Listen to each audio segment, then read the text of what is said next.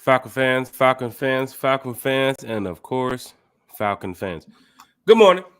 Rise up with your crew. One time for the fan. You already know what it is. You already know what to do. Episode 20, whatever. We are in the 200s. Just know that. One time for the fan. Apple Podcast, Spotify Podcast, Amazon Podcast. We are up. We are live. We are lit. Falcon fans talking Falcons football on a Falcons Friday. You can't beat that. T. Will. Yes, sir. Good morning. How's everything going for you, sir? Everything is going well, sir. How goes it for you? Man, I am doing well. T. Will, what the is that? Say what? T. Will. What? Man. Okay, we're stopping We the show. didn't even coordinate it. Oh, we're stopping the show. We're stopping the show. We're not doing this show. T. Will. I'm about to hit Eric Parker in a minute. Bro, now I know you got your Falcon gear, right? Yep. I know you got your Braves gear. I know you got your favorite sports team's gear. But T. Will, the last time I talked to you was Wednesday. Or, we talked yesterday too as well. How the hell you wearing the same damn Falcon shirt that I'm wearing today? It must have been destiny. Maybe the Falcons are going to do something today that's so great that we had to wear the same shirts, man. Unity. T-Will, this is random. Fans in the chat, this is random. T-Will, can you show it? You got yours? Absolutely. T-Will, that's so random. It is, man. It is. No way. It is. But right. Maybe it was something in the universe, man. No, I'm going to Fanatics today. Call Fanatics. No. You just made a note right there with Siri. Hey, maybe it's a harbinger of things to come. You know what I mean? Maybe it's a positive omen. You never know. Maybe the Falcons will make a great move today, Falcon fans, hit that like, share, and subscribe button. T. Will woke up this morning, chose violence. He said, I bet Jack is one of those Falcons. If you would have came on here with the same hat, T. Will, I would have shut this podcast down. I'd be on my way to the golf course right now. I respect it, man. I can't do, you know what? I can't do anything but respect it, man. Falcon fans, hit that like, hit that share, hit that subscribe button. Once again, hey, Falcon let me ask you a question, Jack. Back in the day, now I never did this, right? But I've seen people do this. Back in the day, were you one of those guys, like when you went to high school, that you know how guys will like wear the same shirts or whatever, or be in a dance group and everybody got on the same shirt, the same kicks? Did you ever do that? Nah. The look on your face says I was always fresh to death. Yeah, me neither. I couldn't do it. Me neither. But then again, if you was a part of a crew, right? If you was a part of like remember the white tee movement? I don't know if you remember this too as well, Ted. Like the white tee movement was big in Atlanta. I do. The black tee movement was big in Atlanta. Wasn't just big for the songs.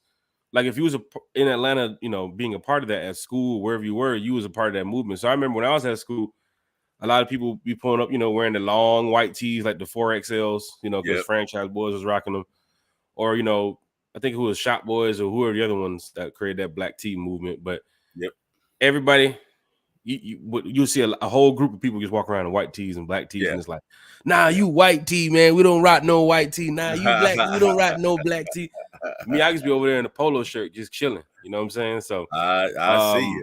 But I do know that there was, some times in high school and some times where, people get together and they do rock, same apparel type of thing. But nothing wrong with that. But for the Rise Up Tour fan group, we have our Rise Up Tour fan club t-shirts, right? So a lot of members are wearing their fan club t-shirts everywhere they go. I saw some people wearing it at the game too as well. So it's actually pretty cool because when we do show up, a lot of us are wearing our merch. You know what I'm saying? So we love it, man. We love it. We have a whole bunch more stuff to come here for fans that are excited about the fan club. It's been overwhelming support for the fan club too as well in the past couple of weeks. I think fans are just excited about what this team can do, but they also love to travel. So Rise Up Tour fan club has been doing very well. Perfect segue, by the way. Oh yeah, man. You know how we perfect segue. I just gotta break those waves. Perfect, man. Right there, man. Gotta break those waves. It's like an alley-oop, man. It's like I just laid it out there for you, and you just it's almost like you're hanging from the rim. I'm not a It's Mavs almost, fan, but you know what I'm saying? I'm going ham out here. I'm not a Mavs oh fan. man, yeah, man. Are Hey, you, Mavs or Celtics? Mavs or Celtics? Who you got? I don't want to see Boston win, so we got to go with Boston a team. and park the car in the yard. That is a terrible Boston. And there's some Falcon fans that's like, no, don't let Dallas win. They got Cowboy fans in the Mavericks fan base. Yeah, well, we're gonna have to deal with it. But you don't want Boston to get another championship. They have like 107, so it's crazy. But we play the Patriots next year in New England. So for fans that's ready to go, stick it to the Patriots. Now's your chance. Let's do it. And their fan base is something else. Like you're seeing the Kyrie Irving memes right now going on about Kyrie going back to Boston because he did have some problems with some of the fans long ago in Boston. And they're a nasty crowd. They can get a little Boston-y up there. But I was on the phone with Dwayne Ruffin yesterday for about an hour. Talking Falcons with him, telling him about, what's going on with the fan club and the vision. And he loves it, every single moment of it, because we have put on a lot over the past 7 years. But guess what? It ain't over yet. It's on to bigger and better things. And we got some great news to share that can't share it yet. But, oh, man, I'm just waiting for the day to come. But big shout out to Dwayne Ruffin in the chat. Big shout out to Prince Kale 89 in the chat. Big shout out to Philip Crawford in the chat. My West Coast crew is probably up right now. The sun is probably starting to come up over the valley, or however y'all living y'all rich lives out there in Cali. But welcome to One Time for the Fan. Philip Crawford, Jeff Wolf in the chat. Stevie Carrega, the West Coast crew is in the house. They Rise Up Falcons Friday from the West Coast. And you can see on his screen profile picture, he has the Rise Up Tour fan club. Yes, he does. On his profile picture. Big shout to Stevie Carrega checking in from the AZ. 3 Daddies in the chat with the OTFTF. What's up? Hashtag one timers. Bring them hashtag back. Hashtag one timers. Hashtag the fan club. Hashtag wow. What you know about that one, Terry? Wow. Hashtag wow. I meant to tell you, man, we were interviewing somebody and you missed a wow moment. Oh my God. I didn't call it out, but I forget who we were interviewing. But you any updates on Stank's poverty situation? They're poor. They're very poor. The end. And they signed some agreement. They did some type of afterpay Klarna type of movement over there at the stadium. They said, look, y'all take $200 now, right? Not $1,000. Y'all take $200 now. They made them beignets ready. Hey, look, I got a sweet deal for you. Hold on, Wardy. Now, here they talk. Hold on, Wardy. I got a sweet deal for you. Hold on, baby. Hold on, baby. Them beignets ready. I give you 200 and a dozen of these beignets. They hot too. And a pair of Jordans? Shit, no. They wearing Reeboks, man. Soldiers. Oh, wow. Them classics out there. You don't remember them Rees, man? The boys out there. Shots fired. Shit. Oh, wow. I'm up early, man. I got golf coming up. One time for the fan, hit that like, hit that share, hit that subscribe button. Jeff Wolf is in the chat. Carlo Wiggins What's up, Jeff? is What's in up, the chat. Carlo? Michael is up this morning talking Falcons football. Here's the cool thing about the chat, Terry. We've had a lot of special guests over the past couple episodes. So we've had Chef Matt last week, Friday. Of course, we have DJ J Envy, who was on here. Mark from Bleacher Report. We've had Miles Garrett. We've had John Fricky from 92.9. We've had John Michaels from 680 The Fan, formerly of 92.9. And we're rounding the corner to 1,000 subscribers. And we're going to bring on a lot more special guests that I know Falcon fans will enjoy. Right? I know y'all will love these special guests that's going to be coming up. So I can't wait to share some of the information to some of the guests that's going up because it's all about the fans here at One Time for the Fan. But it is going down in a major way. And it's great to see the fans in the chat because a lot of times when we talk Falcons football with some of these special guests, we can't get to the chat. Right, Terry? And the chat is such a big part of the show, right? Because you guys are amazing, right? Philip Crawford. Sometimes you'll see Philip Crawford in here on a Wednesday. You might not see Philip Crawford again until like a following Sunday, right? You might see Jeff Wolf in here from time to time, right? 3 Dirty, who jumps in here from time to time. Lisa Shepard, like a lot of other Falcon fans. I mean, the chat gets crazy at times here with the fans of voicing their opinion about the Atlanta Falcons, and we love it here at One Time for the Fans. So keep the comments rolling. Keep the questions rolling. We will talk about the Atlanta Falcons, right? Because that's what we do here on One Time for the Fan. It's from the fan. It's for the fan. And once again, it's breakfast with One Time for the fan. Falcons fans talking Falcons football on a Falcons Friday. Dwayne said, all love in the chat. Yep. Dwayne's doing big things. Check this out here, Terry. Our quarterback. I'm sorry. Our future QB1. Right. Spoke to the media recently, which I'm sure a lot of Falcon fans probably did share the video. It's probably been out for quite some time now. But here on One Time for the Fan, we've had so much going on. We haven't had a chance to even talk about it, right? So now on One Time for the Fan, we can talk about it. Michael Penix talked about his top 5 quarterbacks of all time. And of course, we have to give a big shout out to the people that we find the reports from. So big shout out to Falcons Time, the football Falcon. I don't know how they have it up here, but big shout out to this Falcon fan who posted this. It did come from the TikTok of Bleacher Report right here too as well. But Michael Penix is talking about his top 5 QBs. And Terry, there's some names that you have mentioned here on this channel on his top 5 list. And we just want to talk about it quickly. So first he named Mike Vick, right? And that's big, right? So naming Michael Vick as one of his top 5 QBs of all time for a quarterback, left-handed quarterback like Michael Penix, same like Michael Vick. Oh, and his first name is Michael. Please don't tell me he loves dogs. But Terry, wow. Hey, I wasn't even ready. You know what I'm saying, Terry? I wasn't even ready for that one, but you caught me off guard. I wasn't even ready for that one because I just threw that shit out there into the air. I hope it didn't go over most of y'all heads. But Terry, Michael Vick here, being named as one of Michael Penix's top 5 quarterbacks of all time. Right. We'll talk about the other 4 too as well.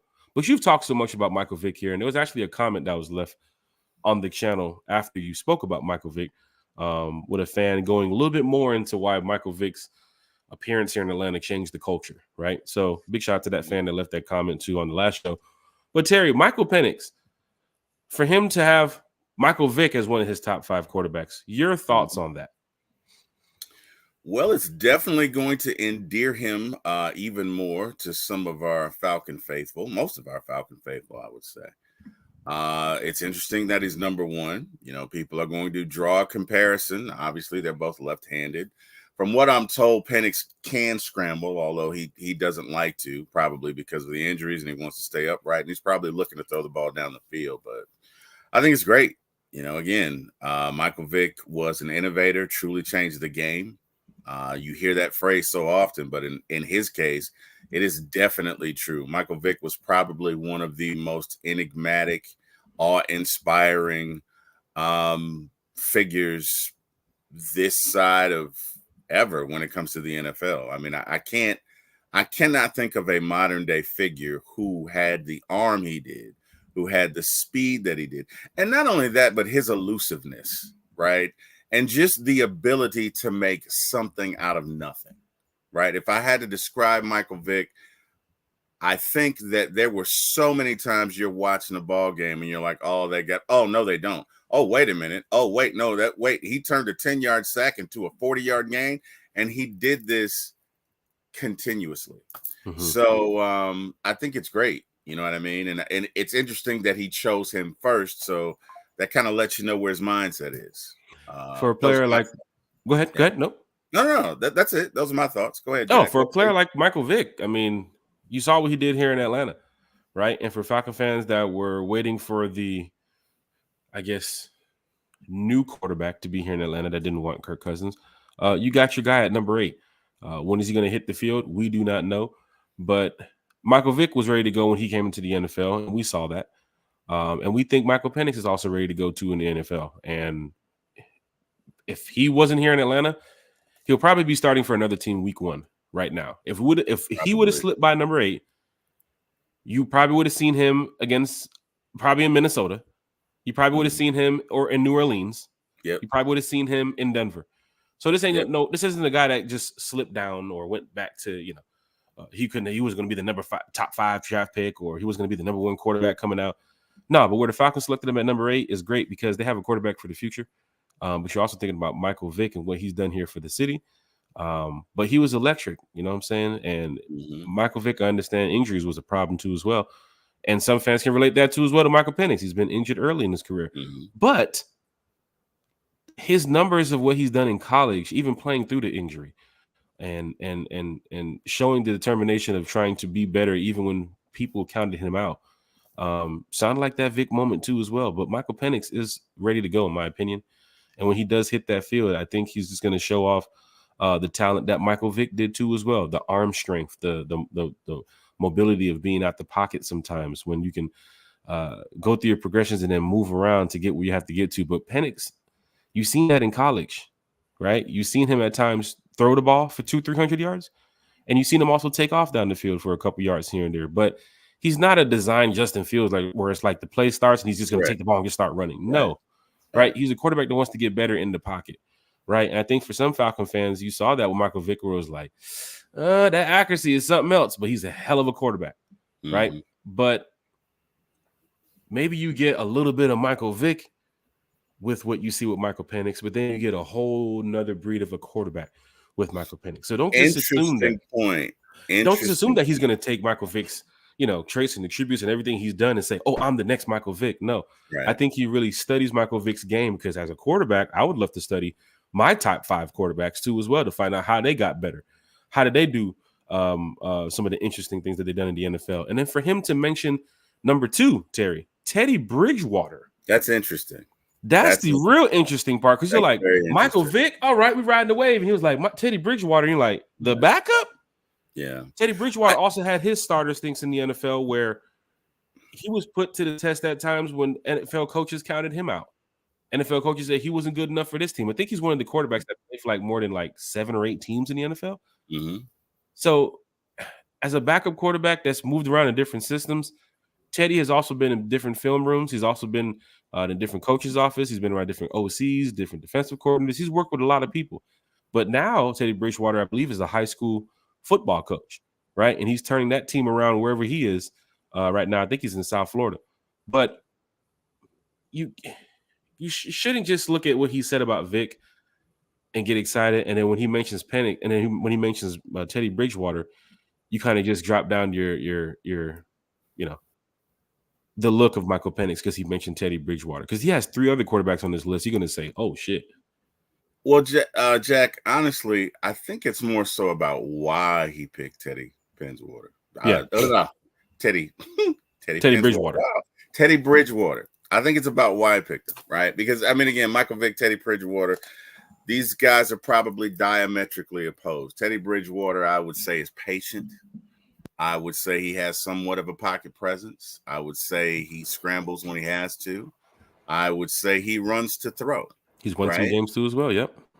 He's won some games, but I'd like to really ask him or have him to do a granular deep dive as to why he chose each figure in his top 5. But when I see Teddy Bridgewater, I see someone that has patience.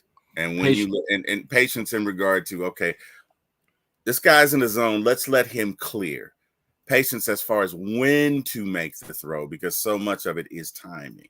And if that is the case as to why he picked him, then I think that's a great choice. Because when I look at this palette of quarterbacks, I see a mosaic, right? So in Michael Vick, I see electricity.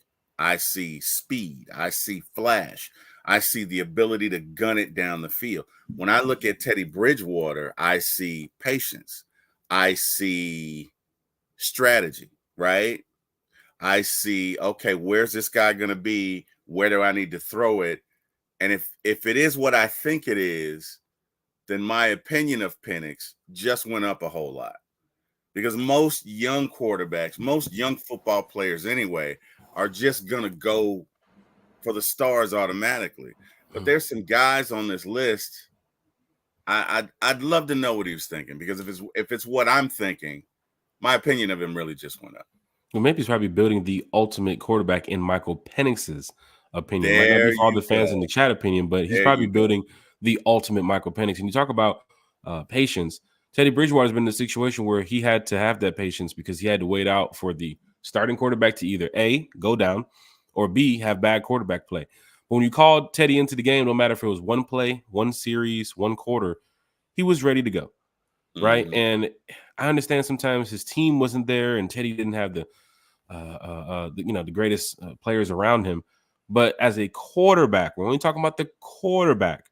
Michael Penix sees something in Teddy Bridgewater that a lot of us don't, and a lot of coaches also seen a lot of things in Teddy Bridgewater that a lot of us don't. That's why he made it from team to team throughout his years, and didn't have a decent. And then he also had a decent career too as well. But now, where Teddy is now, what is he doing? He's coaching football, right? So I'm sure there's going to be some times when Michael Penix might even get a chance to even speak with Teddy Bridgewater, speak with Michael Vick, speak with the next quarterback that we're going to mention here, and find out what made them good, right? I guarantee you some of the greatest players in the NBA and the NFL, they've talked to a bunch of players. I mean, you see players working out with players right now, right? Young guys working out. I think you've seen Keon Coleman working out with CeeDee Lamb, right? What is Keon Coleman learning from CeeDee Lamb? Right, you've seen in the past that Falcons were working with Chuck Smith and so forth, and then he went to the Ravens. And some of these OGs and legends in the game, like when Matt Ryan came down to camp, it was big because you got a guy who we thought last year, oh man, Matt, if you can stick around for a couple more games and help Desmond and get that quarterback room, all the fans wanted that because they knew that bad quarterback play could have happened because they didn't have the trust factor in Desmond, right? But when Matt went to camp that time, they were like, please, Matt, tell us you're going to be something to this team because we want to get that QB room together. Sure enough, a year later, what happens? Now we have two quarterbacks in the building, right? One who's similar to Matt Ryan, the other one who's more of a Michael Vick.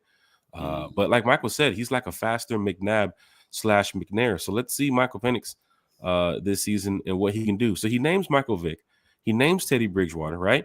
And he continues on. And then he names the guy that we play on Sunday Night Football, which I'm sure for a lot of the new quarterbacks in the NFL, a lot of the up-and-coming younger guys, they would have to have Pat Mahomes on your list. Remember when we grew up, Terry, it was like, Dan Marino and Troy Aikman and Steve Young and Peyton Manning and that guy with the rings. Tom Brady. Terry. What? The guy with the rings, Terry. What? We're trying to keep it at that. Oh, I forgot, Terry. You're new to the channel. Cool. Guy with the rings. He mentions Pat Mahomes. This is the level of success now that I'm like, get there, Michael. Get there. If you can have that level of success, like where Michael Penix had it, somebody posted this on X the other day. There's like future 2-time Super Bowl winning champion Michael Penix. I loved it. You know what I'm saying? It's like one of the first comments I saw. I think the first tweets I saw on Twitter that morning was a picture that said future 2-time Super Bowl champion Michael Penix. And if I'm seeing that, if that happens, I can see where he's getting it from. He studies Pat Mahomes. I don't think Pat knew before he got into the NFL, like, oh, yeah, we're going to go to the Chiefs and do this, and this. Before the Chiefs drafted him, who knew where Pat was going to end up, right? And you would hate to have him in the same. Was it Terry Fontenot that said they had Pat Mahomes on their board? I think it was Terry. Falcon fans, let's check on that. Matter of fact, where is Eric Parker? Eric Parker knows about that one. I believe it was something. There was a report that came out around that draft time that Terry and the Saints were watching Pat Mahomes. They wanted to go after Pat Mahomes. Something I read about that. So I want to go ahead and check into that too as well. I know Eric Parker sent me something. I need to look into that. But if that is true, Falcon fans, you would not want that guy in the NFC South. You would not. Because it would have been a rough 5, 6, 7 years right now for us. These guys have been back to the championship game consecutively. They've won the Super Bowl multiple times. I mean, everybody else, the Raiders, we play the Raiders. The Chargers, we play the Chargers. And the Broncos, we play the Broncos. They fighting to be anywhere near the Chiefs right now. All because of this one guy. So for Michael Penix to have Michael Vick, I wish they would have put Michael Vick in the Falcons uniform, for God's sakes. I mean, you're talking to the Falcons quarterback. Come on now. Teddy Bridgewater, Pat Mahomes, Terry, these three so far on Michael Penix's list of his favorite quarterbacks. And we got 2 more. And the next one, Terry, comes from your era. So I definitely got to hear I got to hear what you got to say about this. Warren Moon. But we'll get to it. I mean, matter of fact, here you go. Hell, you want to go ahead and get to it? All right, Warren Moon. There you go. Warren Moon. So, big arm. Share your thoughts, man, on what Michael Penix is dreaming of creating probably the all-time Michael Penix. If you can have a little bit of Pat Mahomes with a little bit of Vic and some of that Teddy Bridgewater and then that Warren Moon, and don't forget about that fifth QB we're going to name. Mm-hmm. What is Michael Penix talking about here? Well, Warren Moon had a big arm. I mean, it would. I think it would rival Michael Vick's. Obviously, Warren Moon was more accurate, and I think it would probably rival Dan Marino's. I mean, we're talking about a big arm, a big cannon, a guy that could get it done, a guy that was a leader, a guy that would hold people accountable. Lest we not forget, I think Warren Moon is responsible for one of the biggest comebacks in the playoffs. I forget who the Oilers were playing. Wait a minute. No, that might have that twisted. That's Frank Reich. Sorry about that. Are you going back into the time machine? That's Frank Reich. But anyway, Warren Moon could get it done, man. Definitely a field general.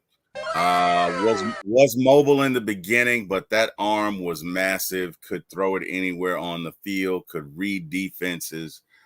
Just an all-out stud. So the fact that he is even aware of Warren Moon at his age, again, this dude's been studying a lot. You know what I mean? Because you don't just throw that out there without having some sort of knowledge about it. So I'm beginning to see that I think, Penix is like, okay, I'm going to take this from this guy and this from this guy and this from this guy and this from this guy. And I think it's great. But, you could do a lot worse than Warren Moon. It's upsetting that he never got a Super Bowl, but I tell you what, he could get it done. And there's a lot of great quarterbacks who never got a Super Bowl too as well. Yeah. We can put down a whole list. Dan Marino, Chris Chandler. You can go Chris Chandler too as well. Mm-hmm. I mean, we can go keep names. I tell you one name that we're not going to name. I haven't said. I was going to say Joey Harrington, but that's a whole nother story. Wow. We are live. Joey Harrington. We are lit. Where today. did that come from, Jack? Going up. Hey, I'm just saying, man. I'm taking shots. Joey Harrington. Golf game is going up today. Jonte Rozier says, "Good morning. Checking in from Nevada, Las Vegas, Nevada. We got to talk now. Vegas. If you're in Nevada, we got to talk. Because if you heading down near the, near the Strip later on, I might need you to holler at somebody for me." Amen. But we got a lot of stuff set up in Vegas for Falcon fans that's heading out to the Falcons Raiders game. Had a great meeting yesterday with some people in Vegas, so can't wait. But yeah, Michael Penix sharing his top 5 QBs, of all time, and having Michael Vick on the list, having Warren Moon on the list, having Teddy Bridgewater on the list, having Pat Mahomes on the list, and then we get to Lamar Jackson. Terry, you have some quarterbacks here who have won the big game. And then you have some quarterbacks that have not won the big game. Mm-hmm. But they've been highlighted in so many ways throughout their career. Mm-hmm. Lamar Jackson is a player who some fans would say is probably next on the list of QBs to possibly get a ring, because of the fact that the Ravens are stacked every time they come out and play every season. From now adding Derrick Henry to the roster too as well, to probably take up some of that time that Lamar Jackson spent doing so much, putting the team on his back. But a guy like Derrick Henry now can help you out in that run game. They've tried so hard to get a running back behind Lamar, but I think they have a guy like Derrick who for fantasy players are like, oh, Derrick's going to eat. That's cool. I'm a Falcon fan. But to have Lamar Jackson on this list too as well, I believe he's what 2-time MVP, NFL MVP? Yes. To have Lamar Jackson on the list, a guy who hasn't won the big game, but he's been so close of getting to that big game. Your thoughts on this list now that we have complete here on the screen? Warren Moon, Michael Vick, Teddy Bridgewater, Pat Mahomes, and Lamar Jackson. No Troy Aikman. No Dan Marino. Mm-hmm. No Ben Roethlisberger. No Eli Manning. Right? No Brad Johnson. No. Who else? Give me some more people here. What's some more? No Derek Carr. Sheesh. We know Derek Carr. We know that wasn't going to happen, right? We know that wasn't going to happen. Right? No Jameis Winston, Wow. right? No Jameis, right? But we No want to talk about that Jameis. here, He Terry. said no Jameis. No crab legs. What? Shit, that is tough. What? That is tough. We're just feeding the Wow. ducks at this point. We're just feeding ducks. Terry, your thoughts on the top 5 QBs of Michael Penix's list? Well, I think that these quarterbacks were relatable to him. Right? They did ask him for his top 5. And I think that these were the quarterbacks that were most relatable to him. Not our top 5, his Correct. top 5. Correct. I mean, and Lamar Jackson, one thing I'll say about Lamar's humble. Yes. Lamar is a leader. His teammates love him. And, for a few breaks here or there, the Ravens could have been in the Super Bowl last year.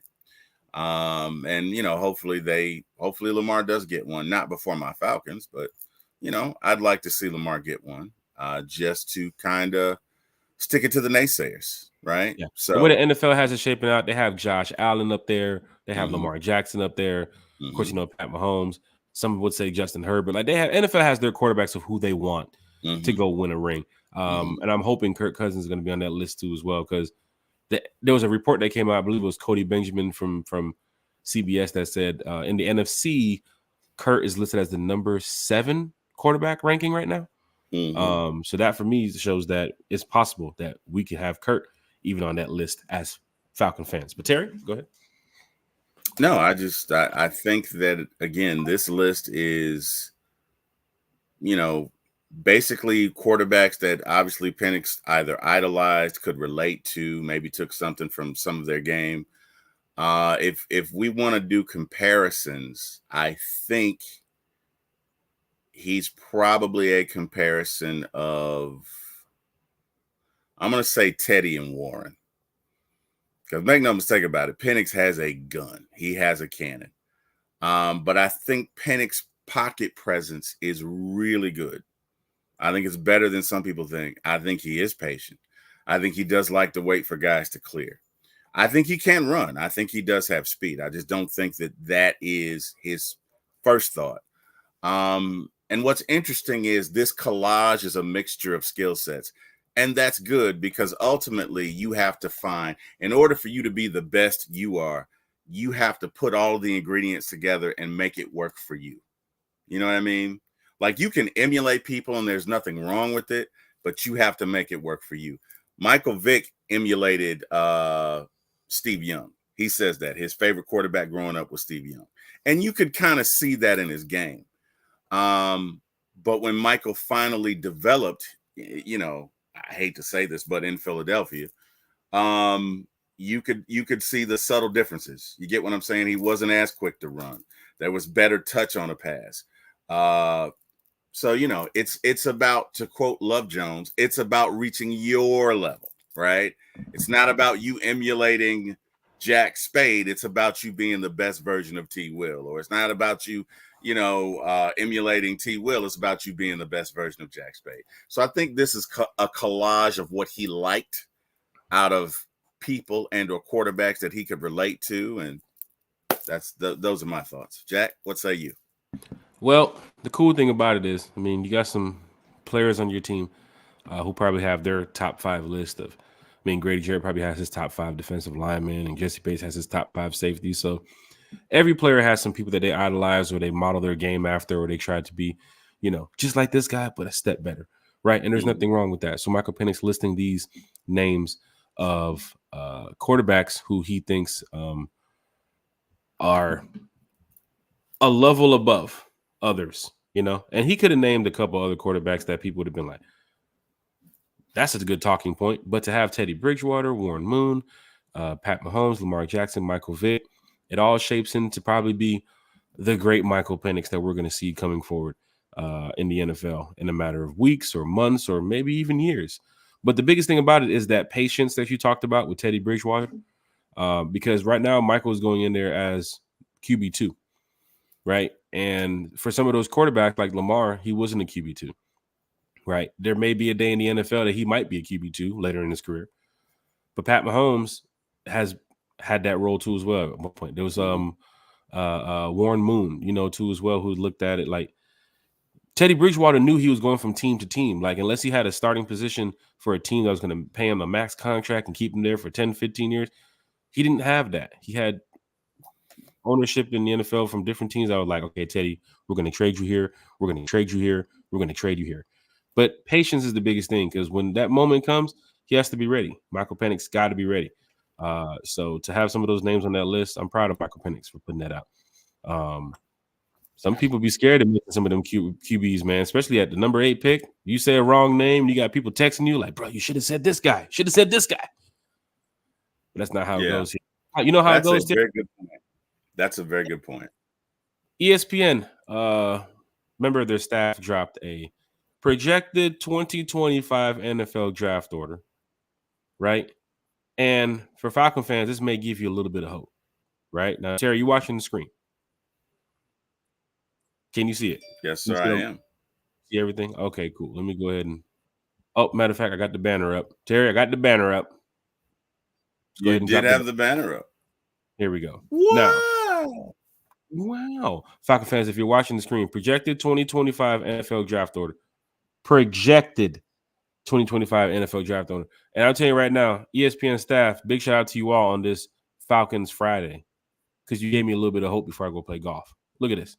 They got the Patriots at number 1, picking 1 next year. But look who's picking number 2. The Panthers. The Carolina Panthers. We already knew this was going to happen.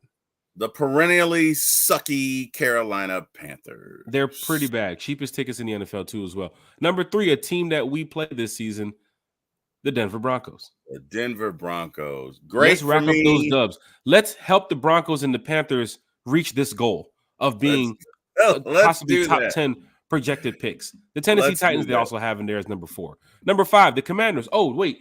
Do we play the Commanders? Yes, we do. Let's go ahead and help the Commanders reach their goal this year. The New York Giants, we played them this year. Matter of fact, holy shit. Wait a minute. As I'm looking here, in the top 10 projected order that they're saying next year.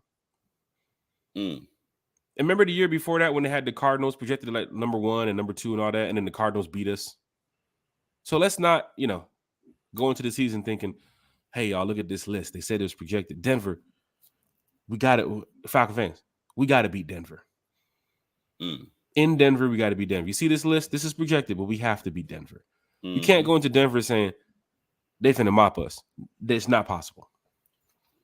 Same for the Carolina Panthers. We got to beat the Panthers.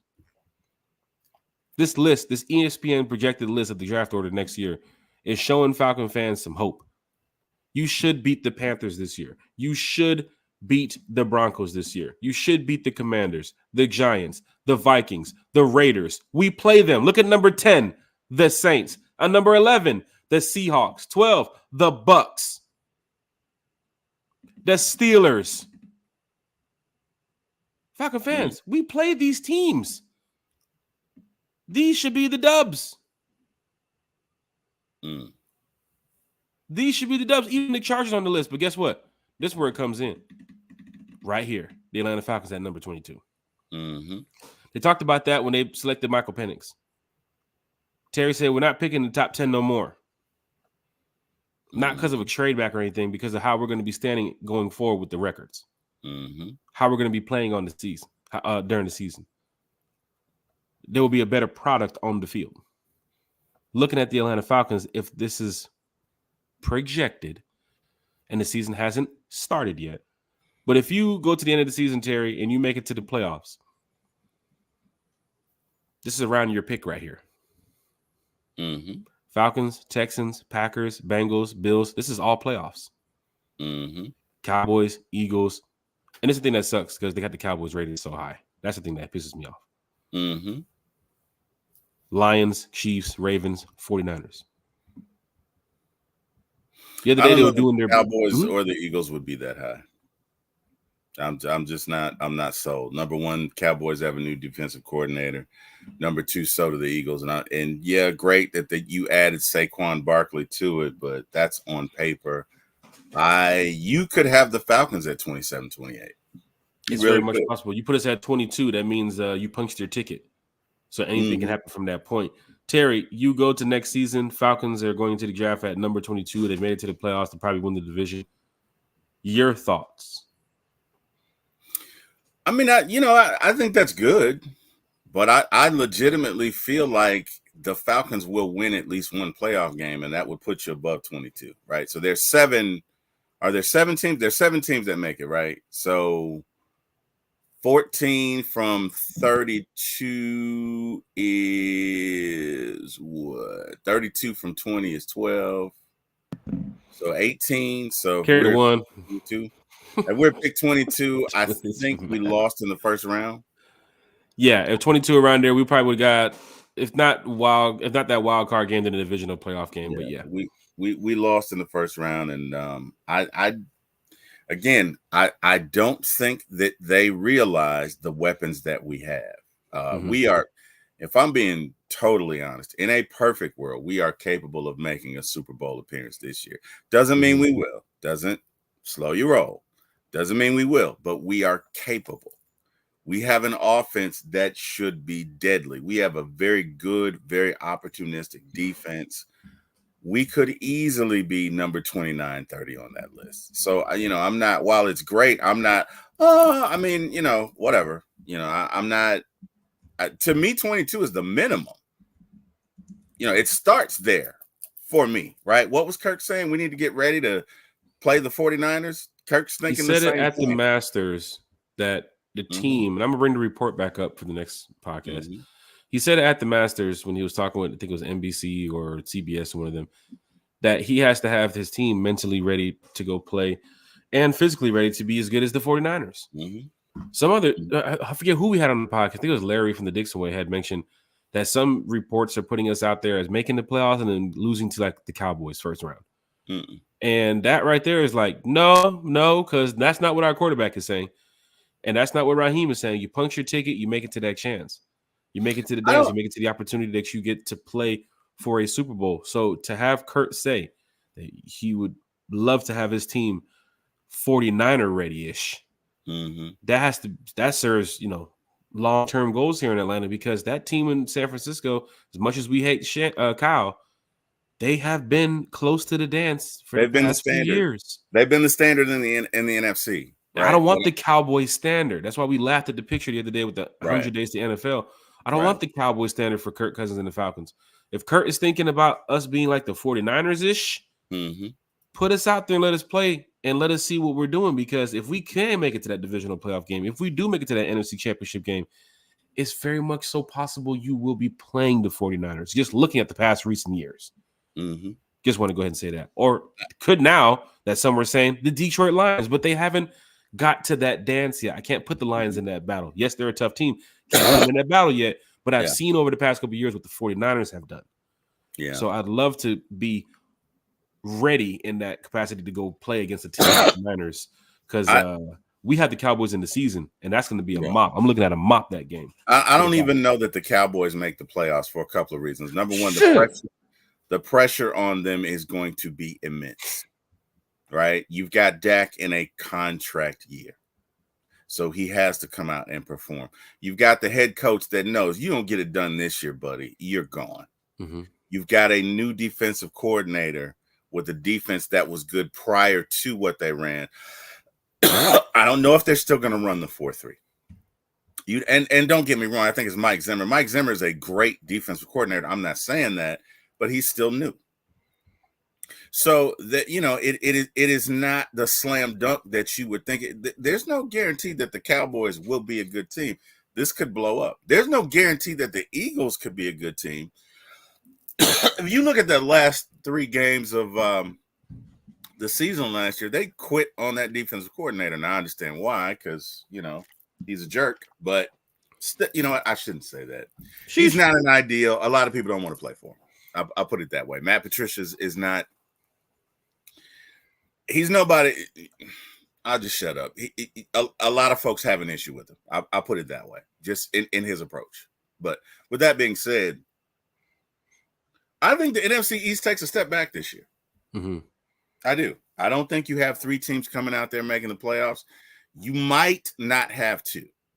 You want to give it to the Eagles, that's fine, but I'm not convinced the Cowboys. And that doesn't mean that they won't make the playoffs. It just means I don't think it's the layup that people think it's going to be. I don't. You've got a new defensive coordinator. You got a quarterback with a whole lot of pressure on him. And we know the Cowboys really don't do well with pressure. Let's be honest. When it matters, they are the quintessential great regular season team. But you put a little bit of pressure on them. I mean, just a little bit. What's that saying? Pressure bust pipes. So I don't know. Mm-hmm. I could easily see the Falcons being 28-29. If you want to say the 49ers, the Chiefs, and the Lions, okay. I could see those three being there. Maybe the Ravens. I could see that. But anybody else, fair game. So the Falcons could very well be 28-29. They could be 30, you know. They could make it to the Super Bowl. They could win the Super Bowl. There are a lot of variables, you know, injuries, right? Right. You know, right team have the right injuries. They're out of your way. Mm-hmm. So it just depends. Just my thoughts. Jack, what say you? Definitely, Terry, you're definitely right about that. And I'm just ready to, you know, we bring these talking points a lot because it is a podcast, right? And there's so much to talk about when we look for things that, you know, in regards to the Atlanta Falcons. But when you're looking at this record and what is projected, and you punch your ticket to the dance, and I'm guessing if you get into the mind of Raheem when he was over there in Tampa and they won that time, and then he was over here in LA, like some coaches just have that culture around winning, right? Like it's just there. That aura is just there. And when he mentioned about how they had their team in the Rams set up, first of all, let's go over Raheem when he was with Tampa. I mean, winning down there too as well, and then coming over here to Atlanta, we almost won. We almost won the dance with Raheem over here. Then Raheem going to the Rams, winning a Super Bowl. So technically, Raheem, and you can say like a couple years, every time he joins the team, he's going to find a way to win. Didn't happen in Washington, but they had some years where the team was pretty decent. Wasn't the best. But look at what we have now here in Atlanta, right? I think Raheem's excited about it. I think Terry's excited about it. The fan base is excited about it. I think the players are excited too. Maybe this could be a stretch here between the next 4 or 5 years where we get 1 or 2 Super Bowls out of Kurt or Mike. It's possible. Or more. It's possible. If ESPN is looking at our team right now before we've even taken a snap and say, nah, this team is probably good enough to make the playoffs. Right? And I know we're going off of projected and all that stuff. But for Falcon fans, that's what gives you guys hope. Because the season hasn't played yet. These reports of the Falcons could be picking in the top, in the back end of the draft next year. Or these reports of the Falcons are going to outrun the South, and how, the strength of schedule is one of the weakest. And look who we play. It's very much so possible that we go in there and we beat the Steelers. We beat the Eagles, right? We beat the Chiefs, right? We get what we want. We get the level of success that we want. A lot of fans are saying more than 10 wins, more than 12 wins. Well, how did you get there? Look at the ESPN report. That's how fans got there. Because before the season started, they're looking at this roster, they're looking at this team, they're looking at the coaching, and they're saying, this team can get some shit done. We ain't the only ones saying it. ESPN is saying it. Look at the report. They just had it. Projected 2025 draft order has the Falcons at 22. And for me, that means playoffs. Let me get my playoff money. Hold on now. Let me make my transfer. I need to go ahead and get my carry the two. Carry the 2, add the 1. But for Falcon fans here in the chat, hit that like, share, and subscribe button. Because once again, we do bring up a lot of talking points here about the Atlanta Falcons, but to see that posted this week from ESPN about the draft order has me looking like, man, get me to January. You know what I'm saying? Get me to the middle of January, end of January. I want to know who I'm playing in the playoffs. Because if it's going to be that, bump the regular season, get me to the playoffs. Because we're going to be there. From the report, we're going to be there. So get me to the playoffs, right? We're probably going to beat the Raiders. We're probably going to smack up the Saints, and we're going to sweep the Panthers and probably, do whatever with the Bucks and beat the Seahawks and the Giants. All right, cool. Get me to the playoffs. And that's what I want to see, everything take off from there. You punch your ticket to the dance, like Raheem says, and we go from there. Falcon fans, hit that like, share, and subscribe button. Terry, this has been great talking Falcons football with everybody. I know what y'all expecting. Oh, don't worry. They got another hour and a half left of the podcast. No, we don't. Not today. I got tea time in a minute. Golf is back. It's a beautiful day. Sun is out. Looks like a good 80 degrees plus out there. So, yeah, this is going to suck. But for Falcon fans in the chat, once again, this has been great talking Falcons football with and getting ready to go sweat my ass off here in this Georgia sun. Wow.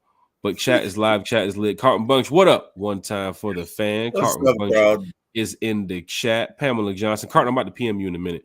Miss Pamela Pam. Johnson is in the chat. Auntie Pam.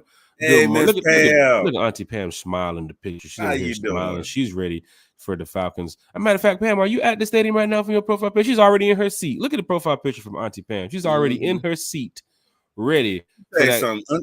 Auntie Pam is that auntie you don't want to mess up in front of because she's gonna correct. Man, she's gonna correct you in love. You better sit down or get she's gonna be like smacked up. You know, now, Auntie Terry, Pam. you know you were wrong about that. You know you were wrong about. You should not have said that about Coach Matt Patricia. I know your mother. Like I can see Auntie Pam. You know what I mean? Doing it. I called her Auntie Pam. Lord, Auntie Jesus. Pam probably cussing out them Steelers fans left and right. Y'all done came in here with them stupid towels. Look at y'all. Look at y'all. Clean up after yourself. Auntie Pam is in the chat. Ramel is in the chat. Ramel's coming to Vegas this year, What's man. going on? Ramel said, hit me up. He was like, bro, what's up with the podcast, bro? What's up? I'm trying to get on the podcast, bro. I'm trying to talk some Falcons with you, bro. I said, man, we can set the show up. He was like, all right, bet, send the date. I was like, man, we're going to do it in Vegas. He was like, Vegas? Yeah. Like, man, I'm talking about Friday, Wednesday, Sunday. Like, what's up with that? You talking about December? Right. He's going for the gusto, I guess. We'll get Ramel on. I already know if I get Ramel on, he's going to be like, hold on, Jack, let me show you something. I got this shoe. I know you want to talk Falcon football. I got this shoe, though. You want to do sneaker battle. So I got to watch how I bring Ramel on the podcast. Then I got to go. Then I got to open the door.